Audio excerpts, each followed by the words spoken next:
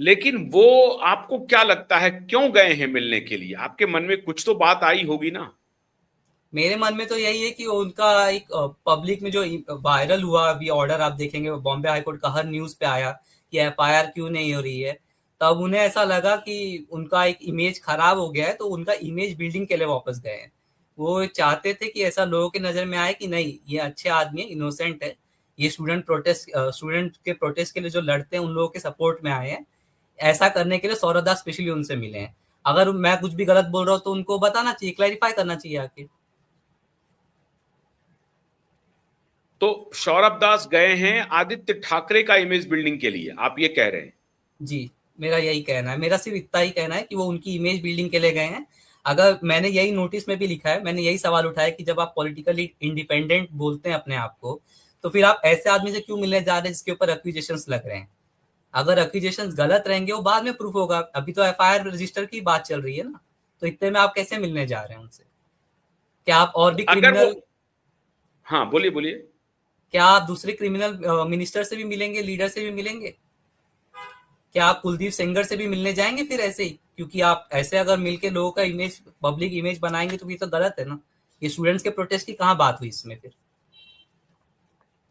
और ये बात भी आती है कि ये अखिलेश यादव से तो मिलने के लिए नहीं गए, राहुल गांधी से नहीं गए मिलने के लिए, आदित्य ठाकरे से मिलने क्यों गए हैं? जी एग्जैक्टली, वो राहुल गांधी से एक भी बार उन्होंने पूरे सीजेपी प्रोटेस्ट में नहीं मिले, बट वो आदित्य ठाकरे से मिलने गए। ना वो किसी और से मिले, क्योंकि सीजेपी जब प्रोटेस्ट जंतर मंतर पे चल रहा था वहां पे सारे बड़े बड़े लीडर आए थे। राहुल गांधी जी आए थे, अरविंद केजरीवाल भी जी आए थे, चलिए उनको छोड़ देते हैं। और अपने ये अखिलेश यादव आए थे, और भी बड़े बड़े लीडर्स आए थे, टीएमसी के भी कुछ लीडर आए थे। लेकिन ये मिलने आदित्य ठाकरे से स्पेशली ऑर्डर के बाद आए, जब बॉम्बे हाईकोर्ट सवाल करने लगा है कि एफआईआर क्यों नहीं हो रही है। और मेरा मानना है कि सुन एफआईआर भी रजिस्टर होगी। आप ये कह रहे हैं कि आदित्य ठाकरे और सौरभ दास की मुलाकात पर एफआईआर रजिस्टर होना चाहिए? नहीं, मैं ये नहीं कह रहा हूँ कि इनके दोनों के इस पे होना चाहिए। लेकिन उनको बताना चाहिए ना कि वो पॉलिटिकली इंडिपेंडेंट है या नहीं है, वो स्टूडेंट कॉज के लिए लड़ते हैं या नहीं लड़ते हैं। वो अगर मिलने जाएंगे किसी भी पार्टी के आदमी से तो मैं तो सवाल उठाऊंगा ही कि आप क्यों मिलने जा रहे हो। नेक्स्ट थिंग, एफआईआर तो आदित्य ठाकरे पे रजिस्टर होने वाली है, क्योंकि दिशा सालियान का केस है। एक बार हम्म। एफआईआर रजिस्टर होगी वो बात की बात है, हाईकोर्ट देख रहा है वो चीज। लेकिन आप उससे पहले क्यों मिलने जा रहे हो? मैं ये नहीं कह रहा कि उनके ऊपर एफआईआर ही कर दो मिलने के लिए, बट उनको एटलीस्ट क्लैरिफाई करना चाहिए कि वो मिलने क्यों गए। हमारा मेन कंसर्न यही है। तो क्या इस मुद्दे पर आपने जो ये खत लिखा है, क्या आपने आपने आपस में अपने साथियों से बात की? आपके जो जेनजी लॉयर्स एसोसिएशन है उसमें अन्य वकीलों से आपने बात की, सबकी यही राय थी कि हाँ उनको नोटिस भेजा जाए? जी, हम सब ने एक साथ बात की, हमारी मीटिंग हुई थी, और हमने अपने लीगल एडवाइजर से भी पूछा। उसके बाद गलत है, क्योंकि हम लोगों ने पहले प्रोटेस्ट भी सबने मिलकर सपोर्ट किया था। हमने ये भी सपोर्ट किया था कि स्टूडेंट्स का हक है प्रोटेस्ट करने का। जब सुप्रीम कोर्ट केस नहीं सुन रहा था तो हमने ये भी बोला था कि भाई सुनना पड़ेगा सुप्रीम कोर्ट को, सुप्रीम कोर्ट ऐसे रिजेक्ट नहीं कर सकता है। हमने पहले प्रोटेस्ट सपोर्ट किया, हमने ये भी बोला था कि जो लोग वहां पे गलत थे, जिन लोगों ने जेन्युइन प्रोटेस्ट जो स्टूडेंट्स का चल रहा था उसके बीच में इंटरफेयर किया और दंगा या वायलेंस जो भी कर रहे थे, तो उनके खिलाफ केस करने की भी हमने बात की थी। तो जब हमने वो सब किया है तो अभी भी हम स्टूडेंट्स के लिए खड़े हैं, और हम आगे भी रहेंगे। हम अभी, मैं क्लेरिफाई कर दे रहा as a convener of the association, कि हम आगे भी स्टूडेंट्स के लिए खड़े रहेंगे, और जो भी इसमें गलत, इसका मिसयूज करने की कोशिश करेगा हम उस पर सवाल उठाएंगे। नहीं, लेकिन अभी तो आयुष, अभी स्थिति ये है कि सौरभ तिवारी की क्या कहते, और सौरभ दास के घर के वीडियो कुछ बाहर आए। एक ऑर्गेनाइजेशन है, न्यूज आउटलेट है, उन्होंने दिखाया, तो उसको ये नोटिस भेज रहे हैं सौरभ दास कि आप मेरे घर का फोटो दिखा रहे हैं। ये उनको धमका रहे हैं कि आपके खिलाफ कानूनी कार्रवाई करेंगे। जबकि इनको तो क्लियर करना चाहिए कि भाई आप कहाँ रहते हैं, कितना आपका रेंट है, फाइनेंशियल ट्रांसपेरेंसी होनी चाहिए या नहीं होनी चाहिए? आपके लॉयर्स एसोसिएशन में इसकी चर्चा होती है या नहीं होती है, या जी सिर्फ इसकी, ठाकरे से मुलाकात तक ही आप सीमित है? नहीं नहीं नहीं, इसकी भी पूरी चर्चा हुई है। देखिए, सीजेपी प्रोटेस्ट में वो पूरे टाइम बोलते हैं कि ट्रांसपेरेंसी होनी चाहिए, और सौरभ दास स्पेशली वो हर कॉन्टिन्यूसली ट्विटर पे भी ट्वीट करते रहते हैं कि जुडिशियल ट्रांसपेरेंसी होनी चाहिए, एग्जीक्यूटिव्स में ट्रांसपेरेंसी होनी चाहिए, और भी वो हर गवर्नमेंट के इसमें ट्रांसपेरेंसी की बात करते हैं। तो उनको ये भी क्लैरिफाई करना चाहिए कि बीजेपी ट्रांसपेरेंट है कि नहीं है। उनको बता देना चाहिए आकर के कि उनका कौन रेंट भर रहा है, उनका कितना रेंट है, या उनका घर है या नहीं है खुद का। आपके 2 मिनट में क्लैरिफाई कर दे, बाकी कोई वीडियो वायरल की बात ही नहीं आती फिर तो। सबसे पहले तो उनको आप ट्रांसपेरेंट होना पड़ेगा। ये तो आपको फिर कहेंगे कि आप तो भाजपा वाले हैं। जी हम भाजपा के नहीं है, हम अगर भाजपा वाले होते तो हम क्यों धर्मेंद्र प्रधान का रिजाइन मांगते। हम तो मांग रहे हैं ना, हम तो और भी चीजों में अगेंस्ट में रहते हैं। हम तो ये भी बोल रहे हैं कि पीएम केयर फंड्स को डिस्क्लोज कर दो लगे तो। हमको बीजेपी से कोई लेना देना नहीं, हमारा बीजेपी से मतलब नहीं है, हम इंडिपेंडेंट है। और एक्चुअली हमें, अगर हम बीजेपी के आदमी रहते तो हम उनके प्रोटेस्ट को सपोर्ट क्यों करते फिर। हम नहीं करते उनके प्रोटेस्ट को सपोर्ट। मतलब अगर सौरभ दास बोल रहा है कि पीएम केयर फंड्स को ट्रांसपेरेंसी में लेके आओ और उनके बारे में बताओ किसने हम पूरे कितना फंड फेवर में दिया, हैं। आप भी डिमांड हैं, आप भी हाँ डिमांड कर रहे हैं। हम पूरा फेवर में उनके कि हाँ डिस्क्लोज कर दो पीएम केयर फंड। बट साथ में सौरभ दास को भी डिस्क्लोज करना पड़ेगा कि उनके घर का क्या है क्या है। वो लोगों को धमकी नहीं दे सकते कि उनके ऊपर वो केस करेंगे, क्योंकि सीजेपी खुद ट्रांसपेरेंसी के लिए खड़ी होती है। मतलब सीजेपी की जो जो सही डिमांड है आप उसके साथ खड़े हैं, आप ये कहना चाहते हैं। हम सीजेपी की हर एक सही डिमांड, हर एक डिमांड जो स्टूडेंट्स के लिए है, हर एक डिमांड जो एक यूथ के लिए है, हम उसके लिए स्टैंड करते हैं। बट हर एक चीज जो एंटी नेशनल है हम उसके अगेंस्ट में।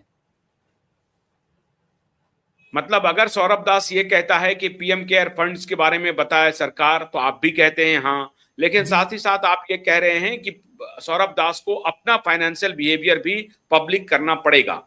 सिर्फ सौरव दास को ही नहीं, बाकी जितने भी सीजेपी के मेन मेंबर्स हैं या मेंबर्स हैं उन सबको करना पड़ेगा।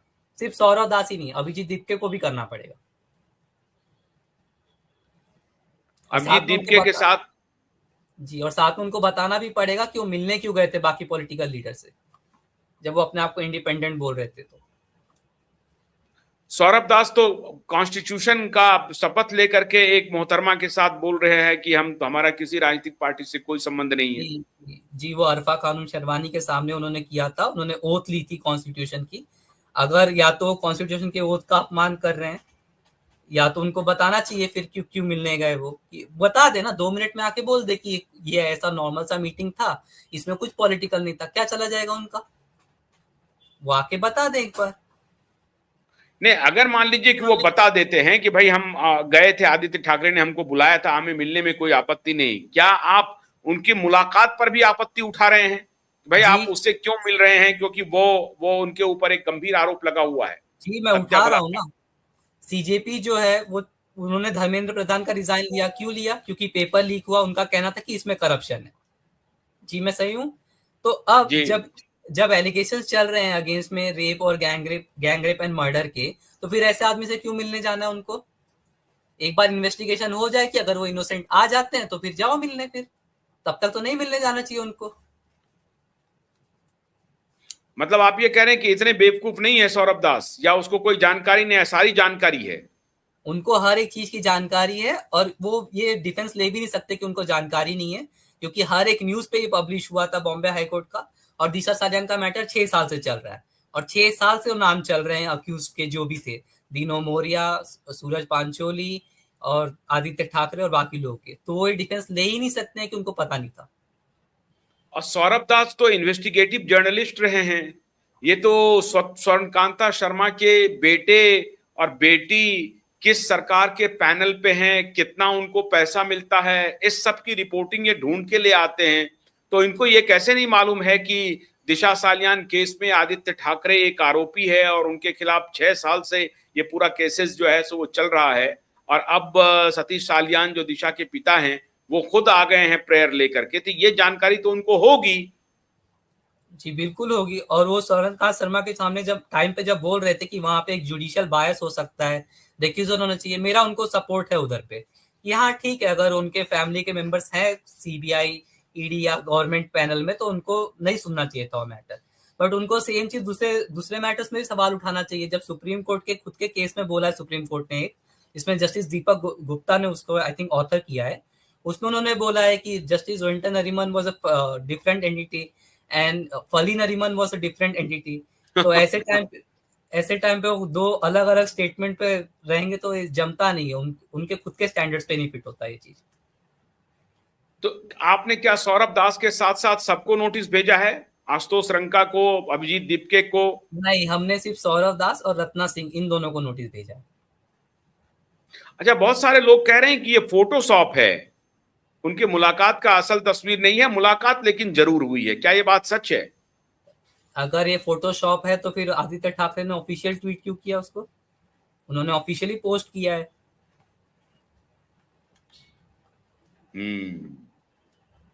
अच्छा, तो क्या नोटिस आपने आदित्य ठाकरे को भी सर्व किया है? नहीं, हमने उनको कोई नोटिस सर्व नहीं किया है। हमने आपको उनको भी सर्व करना चाहिए था कि आपने सौरभ दास को क्यों बुलाया? हम उनको क्यों सर्व करें? सौरभ दास उनसे मिलने क्यों गए? हमारे तो ऑलरेडी अक्यूजेशन चल रहे हैं ना कि वो उनके खिलाफ एफआईआर होनी चाहिए, वो उस केस में आरोपी हैं। हम तो पहले से ही बोल रहे हैं उस चीज को। तो हम सौरभ दास पे तो कोई एलिगेशन आज तक डाल नहीं रहे थे, अब हम डाल रहे हैं क्योंकि हमको लग रहा है उनसे मिलने जा रहे हैं। कि हम मुझे तो पर्सनली लग रहा है कि इमेज बिल्डिंग ही था ये, कि उनको ऐसा